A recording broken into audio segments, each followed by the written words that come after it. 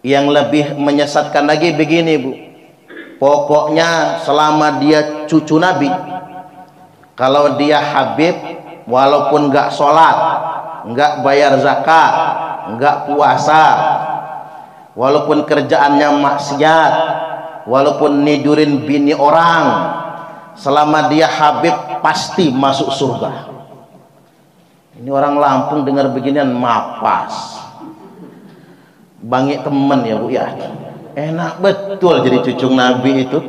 Walaupun nggak sholat, nggak puasa gitu, nggak zakat, kerjaannya maksiat, sampai meniduri bini orang, tetap masuk ke dalam surga walaupun berzina. Nah, doktrin ini menyebar. Bahkan ada doktrin begini, walaupun antum tidak sholat, tidak puasa, tidak bayar zakat, selama antum jadi muhibbin, cinta sama Habib, masuk surga.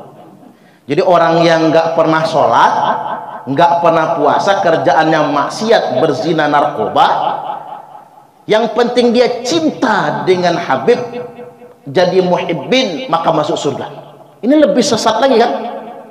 Bahkan ada yang mengatakan begini, orang yang berzina sama Habib sampai hamil, maka anaknya itu adalah cucu Nabi, walaupun hasil zina. Makanya jangan harus saya sadarkan, ini bahaya ini. Lalu yang saya garis bawahi begini, klaim begini, walaupun ahli maksiat, walaupun nggak pernah sholat, yang penting Habib, dia pasti masuk surga. Yang kedua, walaupun nggak pernah sholat, walaupun berbuat maksiat, yang penting cinta sama Habib, pasti masuk surga. Ini masalah ini. Mengapa? Bertentangan dengan ajaran Islam, bertentangan dengan ajaran Nabi. Coba Nabi berkata apa? Kata Nabi, wahai Bani Quraisy, la ughni ankum minallahi syai'a, saya tidak bisa sedikit pun menolong kalian di sisi Allah. Wahai Bani Abdul Manaf, la ughni ankum minallahi syai'a, saya nggak bisa nolong kalian kalau kalian tidak bertakwa. Wahai Bani Abbas bin Abdul Muthalib, ini paman Nabi, la ughni ankum minallahi syai'a, saya tidak bisa nolong kalian. Kemudian ya Fatimah, nah ini lebih masuk lagi, ya Fatimah, wahai Fatimah, kata Nabi, la ughni anki minallahi syai'a, bapakmu ini Fatimah nggak bisa nolong kamu kalau kamu nggak bertakwa.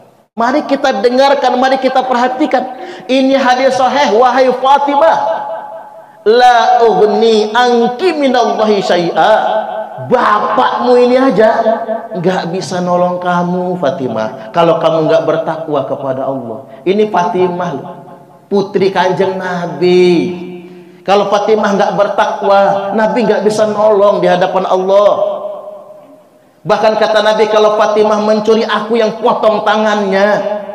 Makanya menurut saya, kalau ada yang ngaku-ngaku hari ini dzurriyyat Nabi, cucu Nabi, ngaku-ngaku Habib, lalu mengklaim walaupun gak sholat nanti pasti masuk ke dalam surga, itu ajaran sesat dan menyesatkan. Nggak boleh dipercaya yang sedemikian rupa. Nabi aja nggak bisa nolong Fatimah kalau Fatimah maling, kalau Fatimah berbuat maksiat. Tapi kalau kita bertakwa kepada Allah, siapapun akan dapat syafaat dari Nabi, termasuk kita ini. Mudah-mudahan dapat syafaat semua, Allahumma amin.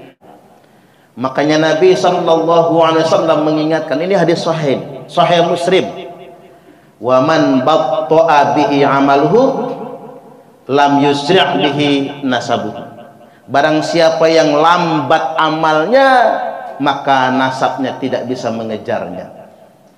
Barang siapa yang lamban amal solehnya, maka nasabnya tidak bisa mengejarnya kepada kemuliaan. Kalau dalam bahasa kitanya, walaupun anak presiden kalau nggak soleh, walaupun anak kiai kalau tidak soleh, walaupun anak nabi kalau tidak soleh, nasab tidak bisa mengejarnya. Artinya dia tidak akan mendapatkan kemuliaan. Ini ajaran Islam. Jadi Islam menitik tekankan kemuliaan bukan kepada nasab, bukan kepada pangkat dan jabatan bahkan, tapi Islam menekankan kemuliaan pada amal solih. Makanya walikullin darajatun mimma amilu. Tiap-tiap orang itu derajatnya tergantung dari apa yang mereka amalkan, tergantung perbuatan masing-masing. Nah, ini saya sampaikan begini penting karena memang Islam itu membersihkan kasta-kasta. Jadi jangan sampai kita mengajarkan Islam malah menciptakan kasta baru, klan istimewa. Islam itu menghapus kasta. Kasta itu apa? Klaim kemuliaan berdasarkan nasab. Nasab tak menjamin kita. Yang menjamin adalah iman dan takwa. Sepakat kira-kira? Soalnya begini, ada yang jualan nasab, ngaku cucu Nabi gitu, mengaku dzurriyyat Nabi misalnya. Mengapa orang ngaku cucu Nabi? Karena kalau ngaku Nabi, orang nggak percaya, pasti Nabi palsu.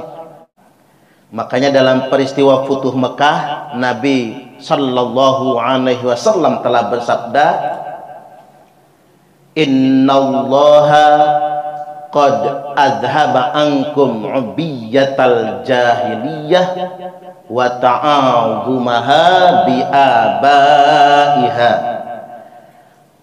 Sesungguhnya Allah telah mencabut dari kalian semua kesombongan, kebanggaan jahiliyah.